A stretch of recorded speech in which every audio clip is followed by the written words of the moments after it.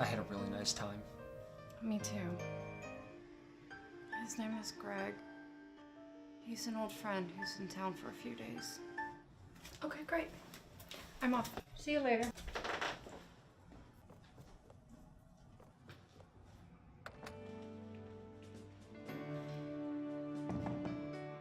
Stand by. Action. Stand by. Alright, it's late.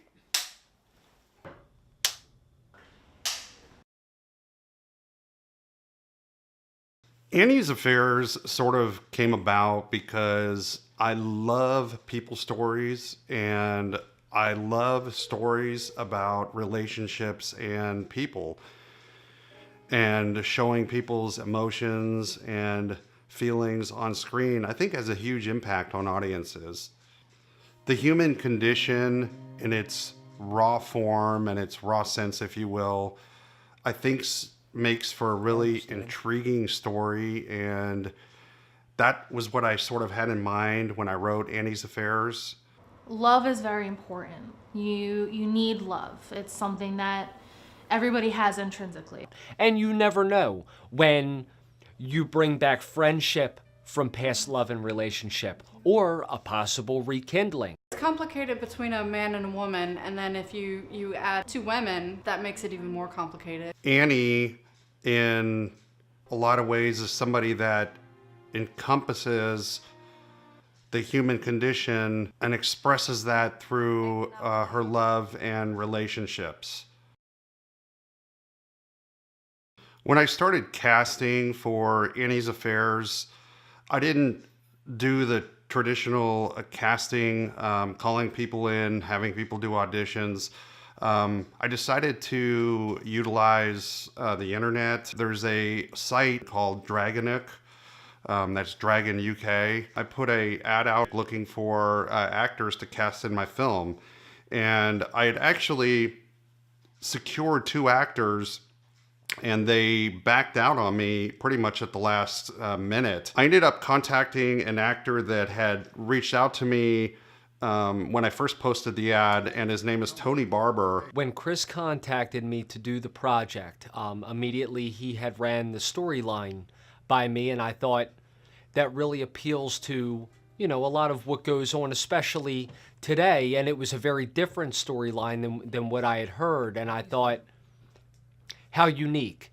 Through him, I got hooked up with Tabitha Laban, who was my lead actress. A friend of mine, Tony, who plays Greg, called me up and he's like, hey, I've got a film that we need a leading actress, and he asked if I would be interested. And I called Chris, and I sent him my profile picture and my resume. Funny enough, she ended up finding me the 2 other actresses that I needed for the film. I had cast Michelle twice, and they both had backed out last minute. And so I called my friend Kayla. Tabitha reached out to me asking if I was interested. She knew I had expressed curiosity about acting, but I had never done it before, so it was a very unique experience for me. With Atiera as Elizabeth, Chris gave me an idea of what he was looking for. I asked Atiera's mom if she might be interested, and she said yes.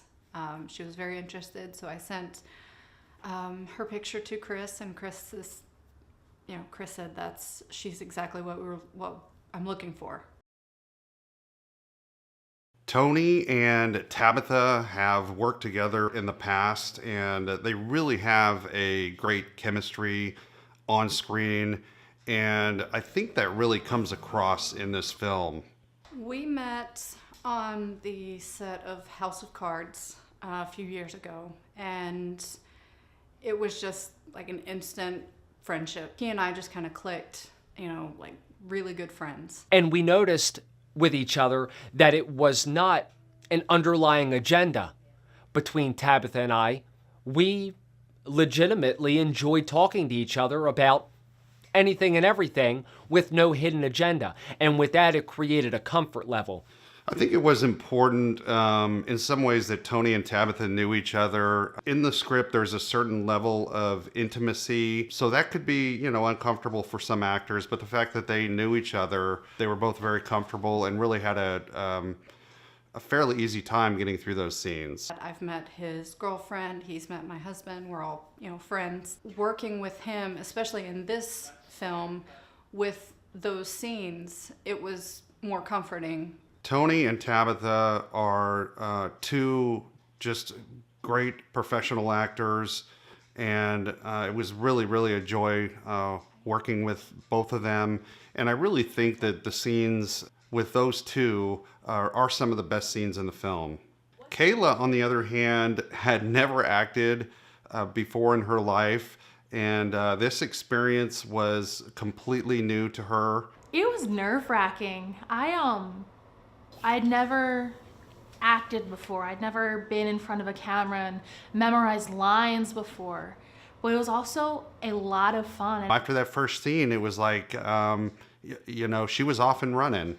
She was having a good time. I really enjoyed it. It was a lot of fun. I enjoyed learning about some of the more technical aspects and the learning of the script and reading the story and being a different character. I think one of the biggest things she probably learned was how actors have to separate themselves from their real personality and become a totally different person when playing this part, when playing this character. So for me, it was almost painful as Michelle to take that back seat and just kind of wait and give another chance and give another chance until there was no option left. Usually by that point, 2 and 2 has been put together and I'm like, I'm not playing your game.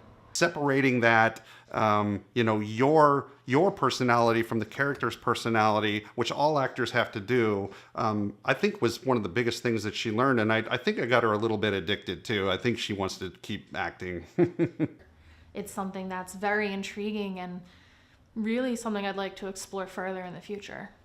Atira Hai is another actress who portrays Elizabeth in the film. She only appears in one scene briefly, but it's in a very, very important scene. It kind of ties the whole story together. She's also, just starting out her modeling and acting career. She just did a really, really good job. She's very photogenic. That scene that she's in, she gives a look that really just sells the entire scene. And to be able to explain to somebody, an actor, this is the look that I need. This is the look I'm going for. And for her to just nail it like that. And again, she has no acting experience either. So it was just an incredible moment there, that she delivered. And it was exactly what I was looking for. She nailed it. She did a great job. I shot the film over an 8-week period during the summer of 2017, and we shot primarily in Northern Virginia and Maryland. On average, we did about a scene a week, and this was due to the actors' schedules. Tony and Tabitha had some modeling gigs, and Tony had some other acting gigs. And so we were trying to work around that, and also between Kayla and Atira's schedules. So we averaged about one scene a week, which was good. That gave me time to, take a look at the dailies, take a look at, where I may have to do some pickups. So really the schedule worked out pretty good. The script actually called for the film to be shot in several different public places. A restaurant was one, a hotel was another. We ended up not shooting in those locations, mainly because of some trouble we ran into trying to get approval, especially at the hotels. Tabitha volunteered to be a location scout for me in regards to the hotels, and she called several hotels and just were given flat out no's. They wanted nothing to do with it. They wanted no part in any kind of filming, photography, or anything. Even when I said it would just be, just a scene of filming at the door, they were like, no, nothing. I felt that, it would save money and time if we just used maybe friends' houses people we knew, those type of locations. We ended up using Chris's house for the bedroom scene. We used a friend of his for the kitchen scene, another friend for the intro scene. We shot the my crying scene here at my place.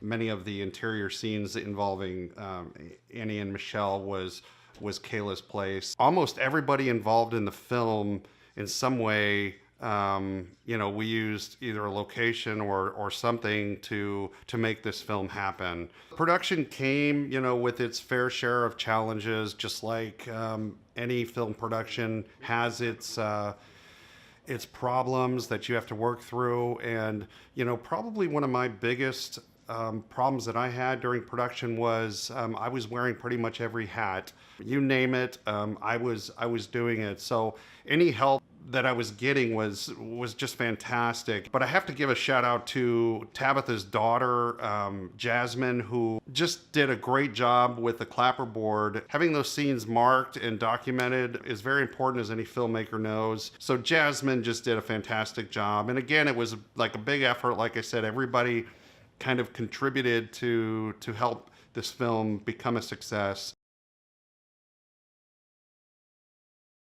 I really had a blast with this production. I tried to incorporate all of the skills I've learned so far. In some ways, everything that went into this film from a creative standpoint was something that I learned while in the digital cinematography program. The production experience I gained from doing this film is invaluable to me. If nobody liked it, if nobody liked the film, that really wouldn't matter to me, because the production experience that I gained from doing this film is the most valuable piece that I gained out of this whole thing. I did enjoy working with Chris.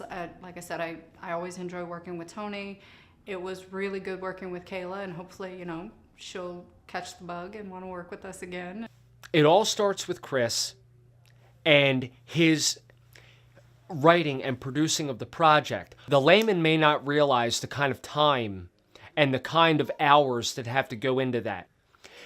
And what I liked about it was that Chris didn't go into it 99%. He went into it 100% and more, and kept us on our toes and on our game the entire time. It was a challenge, and that's what I like. If Chris ever had another one that he had wrote, produced, wanted to cast me in, I'd be there in a heartbeat. I can't say enough about the people that were part of this production. I met a lot of great new friends. Everybody was just fantastic. I just plan on taking what I learned in this production, on this production, and just carrying that over to my next film. I've got a whole list of things that I learned on this film, and that will carry me forward as I move forward with my career.